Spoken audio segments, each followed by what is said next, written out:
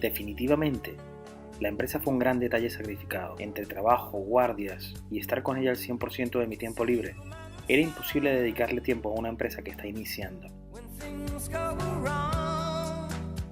Una pérdida total, completa y absoluta. Mi tonta idea de pensar que yo debía dedicarle todos y cada uno de los minutos libres a esta relación en sus inicios.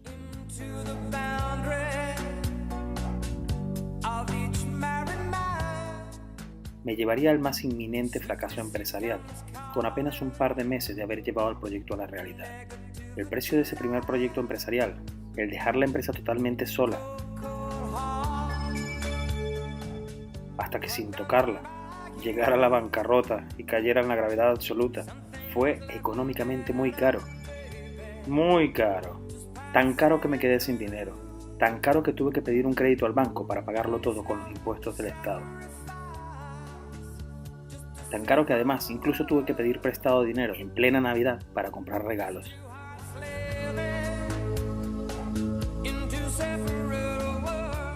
Para más dolor económico,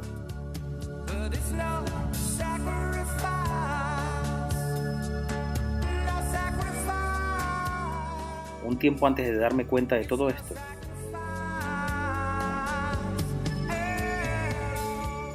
había decidido hacerle una despedida de soltero a mi compañero de guardia, tan amante de viajar como yo, por lo que decidí montar una despedida de soltero fuera del país en un fin de semana de escapada, y después de planear una ciudad que no conociera ni él ni yo, para ese entonces, decidí que el destino fuera Estocolmo, Suecia. Ese fin de semana nos fuimos 3 compañeros, yendo perfil medio. Uno era el homenajeado, el otro decía que estaba con poco dinero. Conclusión, me tocaba pagar la mayoría de las cosas del viaje de los 3. Y sabiendo que Estocolmo lo que tiene de bonita lo tiene de cara, al menos para los precios de España, el resultado es que había quedado en total caos económico. Al menos vimos casi todos los animales del invierno del zoológico de Skansen.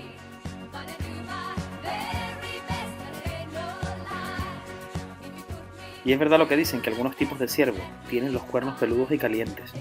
Es una especie de terciopelo. Tocarlo es una experiencia increíble. Allí es donde pude ver la diferencia entre un ciervo, un reno y un corzo. Corzo es Bambi.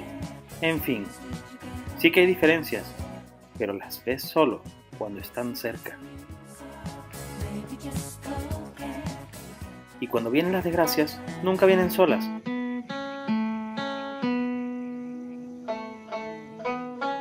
Al hecho de haber perdido casi todo el capital invertido en una empresa que realmente nunca inició, se unieron 3 factores extras para adornar todo este florido cuadro. El primer pastel fue el Ministerio de Hacienda y Administraciones Públicas. Hacienda en el idioma de la calle. Me cobraba en total una barbaridad en impuestos ese año. Era un desfase que tenía que pagar. Entre haber terminado la residencia y ser especialista, entre lo que tenía que pagar como humano y como empresa, era tan obvio que era un absurdo que un país intente decir que promueve el desarrollo de empresas, cobrando esas barbaridades de impuestos. ¿Será por eso que les va tan bien a países más listos que cobran menos impuestos al pequeño empresario?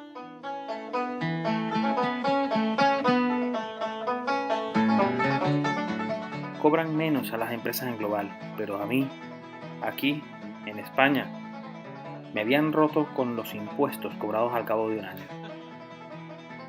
No era ya que había perdido lo invertido.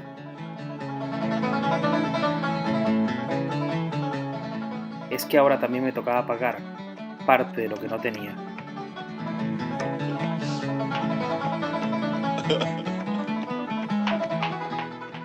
Tuve que pedir realmente un préstamo al banco para poder cubrir esas cantidades. Estaba totalmente desfalcado económicamente.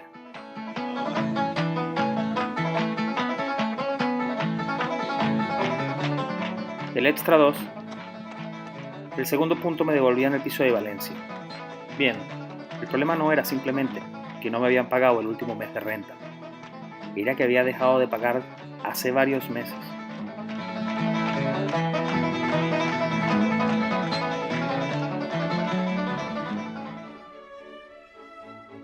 El tercer punto es que si bien todo estaba pagado y al día con los abogados, lo de la empresa me había obligado a pedirle a los abogados que paralizaran todo, que detuvieran toda actividad tanto legal como económica, con todo lo que hiciera falta. Tenía que empezar a detener grifos, El problema es que ellos consideraron todo eso y detuvieron todo según mis instrucciones, con una pequeña diferencia.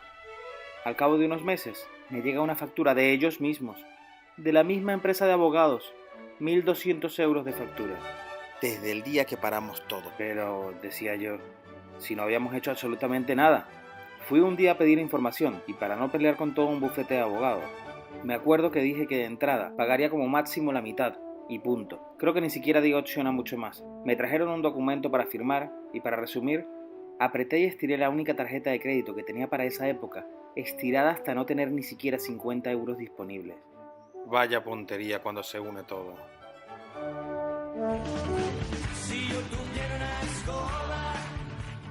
Pero lo sorprendente no acaba allí. Lo sorprendente es que unos cuantos meses después me llega una carta diciendo que o pago la otra mitad que no había pagado o iniciarían un proceso legal.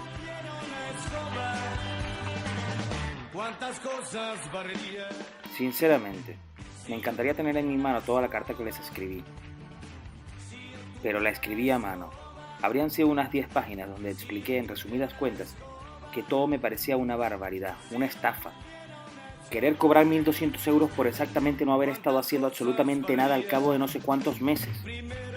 Desde el día que dije que detuvieran toda actividad, nadie en la empresa había movido un solo meñique por mí. Yo ni siquiera había pasado por ahí. Por lógica no tenía nada que hacer allí con una empresa que no estaba en funcionamiento. Además, yo no tenía ningún contrato firmado con ellos, de ningún cobro de ningún tipo. Ya estábamos en plena crisis y había escuchado casualmente en la radio que ese despacho de abogados se publicitaba en las emisoras.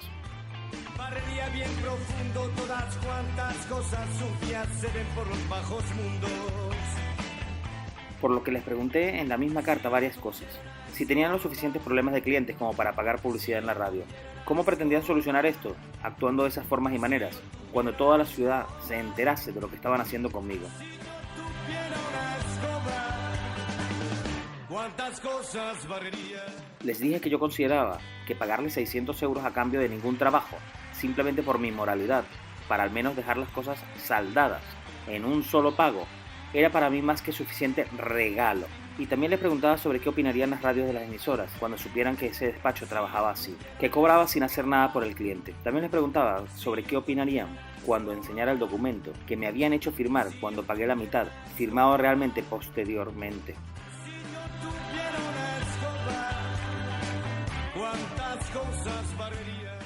¿Era acaso una obligatoriedad el pagar los 1.200 euros por unos trabajos que no habían existido y firmado a destiempo? Les preguntaba sobre qué mostrarían en un juicio sobre estos trabajos que no habían existido. Les preguntaba también sobre qué iban a alegar sobre los motivos de cobrarme esas cantidades.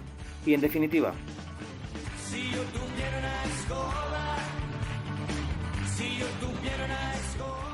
les preguntaba si estaban dispuestos entonces a devolverme los 600 euros más el dinero que ofreciera un juez por daños y perjuicios que me estaban ocasionando con la intimidación que estaban usando por ser todo un bufete de abogados contra un individuo particular.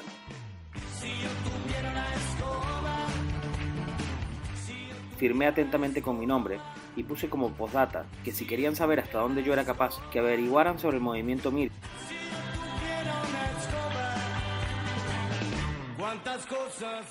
Y le preguntaran al señor conseller sobre el que se sentía tener que pagar 17 millones de euros más cada año.